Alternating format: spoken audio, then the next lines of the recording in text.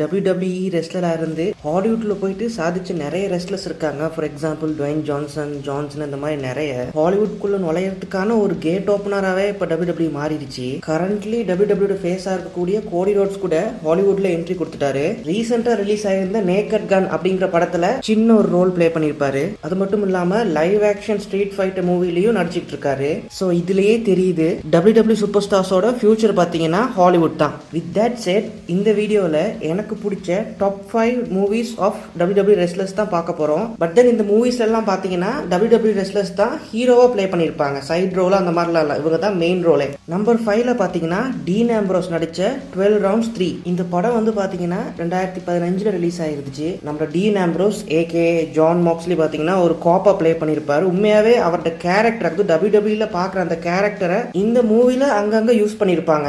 அது மட்டும் இல்லாமல் டீன் ஆம்ப்ரோஸ்னாலே அவரோட ஆட்டிடியூட் தான் ஸ்பெஷலாக நான் சொல்றது WWEல அந்த சேம் ஆட்டிடியூடை யூஸ் பண்ணி நிறைய சீன்ஸ் பார்த்தீங்கன்னா அந்த மூவில வச்சிருப்பாங்க. அண்ட் ஆல்மோஸ்ட் அது ஒர்க்கும் ஆகிருக்கு. சூப்பர்னு சொல்ல எல்லாத்தையும் ஓரளவுக்கு பார்த்தீங்கன்னா நல்லாவே பெர்ஃபார்ம் பண்ணியிருப்பாரு. நல்ல ஒரு டீசென்டான ஆக்ஷன் த்ரில்லரான ஒரு படம் தான். நம்பர் 4ல பார்த்தீங்கன்னா டுவைன் ஜான்சனோட சான் ஆண்ட்ரேஸ் படம். இந்த படமும் 2015 தான் ரிலீஸ் ஆகியிருந்திருக்கும். இந்த லிஸ்ட்லேயே ரொம்ப சீனியரான ஒரு ஆக்டர்னா அது டுவைன் ஜான்சன் தான். ஹாலிவுட்லேயே மோஸ்ட் பெய்ட் ஆக்டராகவும் இவர் இருந்திருக்காரு நிறைய வருஷத்துக்கு.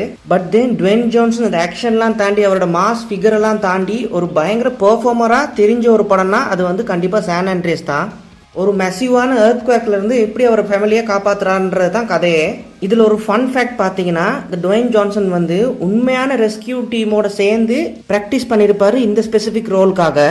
இந்த படத்தை நீங்க பார்த்துருக்காட்டி கண்டிப்பா ட்ரை பண்ணி பாருங்க. பயங்கரமான ஒரு edge of the seat thriller தான். நம்பர் 3ல ஜான்சனா நடிச்ச வெக்கேஷன் ஃப்ரெண்ட்ஸ்.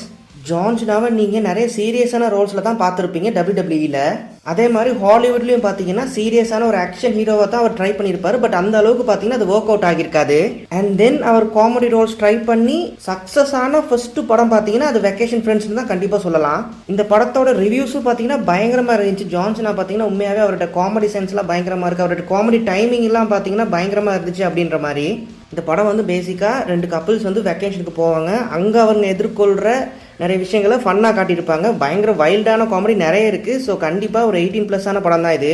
ஜான்சனோட ஒரு ஃபேமஸ் கோட் இருக்குது, த டைம் இஸ் நவ் அப்படின்ட்டுன்னு. உண்மையாகவே இந்த படத்துக்கு அப்புறம் தான் அவர் டைமே ஸ்டார்ட் ஆயிடுச்சு ஹாலிவுட்டில். நம்பர் 2ல திருப்பியும் ஒரு Dwayne Johnson movie central intelligence. இந்த படம் 2016 ரிலீஸ் ஆன படம். கண்டிப்பாக நிறைய பேர் பார்த்துருப்பீங்க. ஃபேவரட்டான மூவியாக கூட இருக்கலாம். பட் தென் இந்த படத்தோட வெற்றிக்கு டுவைன் ஜான்சன் மட்டுமே ஒரு காரணம்னு நம்ம சொல்ல முடியாது. ஏன்னா கெவின் ஹார்ட்டோட பங்களிப்பும் பார்த்தீங்கன்னா அந்த படத்தில் நிறையவே இருக்கு. தமிழ்நாட்டில் எப்படி லோகேஷன் விஜய் கொம்போவுக்கு ஒரு பெரிய மார்க்கெட் இருக்கோ அதே மாதிரி தான் ஹாலிவுட்லையும் Dwayne Johnson and Kevin Hart 2 பேருமே சேர்ந்தாங்கன்னா அதுக்கு ஒரு பெரிய மார்க்கெட்டே இருக்கு. அந்த ஒரு கொம்போட மார்க்கெட் வந்து பூம் ஆகிறதுக்கு முக்கியமான காரணம் தான் இந்த படம் சென்ட்ரல் இன்டெலிஜென்ஸ். அண்ட் இந்த படம் ஸ்டார்ட்லேருந்து எண்டு வரைக்கும் பார்த்தீங்கன்னா பயங்கர என்டர்டெய்னிங்காக இருக்கும், பயங்கர ஃபன்னாக இருக்கும். இதே கொம்போல தான் ஜுமான்ஜின்னு ஒரு படம் உருவாக்கி ரிலீஸ் ஆச்சு. அதுவுமே பார்த்தீங்கன்னா பயங்கர சக்ஸஸ்ஃபுல்லான ஒரு மூவி. பட் தென் இந்த லிஸ்ட்டில் அதை போடாததுக்கு காரணம் பார்த்தீங்கன்னா அந்த படத்தில் டுவைன் ஜான்சனையும் தாண்டி நிறைய ஃபேமஸான ஆக்டர்ஸ் இருக்காங்க. ஸோ அதனால தான் பார்த்தீங்கன்னா அந்த படத்தை இந்த லிஸ்ட்டில் போடலை. பட் அதுவுமே வந்து என்ஜாய் பண்ணக்கூடிய ஒரு படம் தான். லிஸ்ட்டில் நம்பர் 1 பார்த்தீங்கன்னா fighting with my family.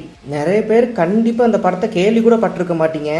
But then நீங்கள் பார்த்தீங்கன்னா ஒரு ஓஜி WWE ஃபேனாக இருந்தீங்கன்னா, அதாவது சின்ன வயசுலேருந்தே நீங்கள் ஒரு WWE ஃபேனாக இருந்தீங்கன்னா கண்டிப்பாக பார்த்தே தீர வேண்டிய ஒரு படம் தான் இந்த படம்.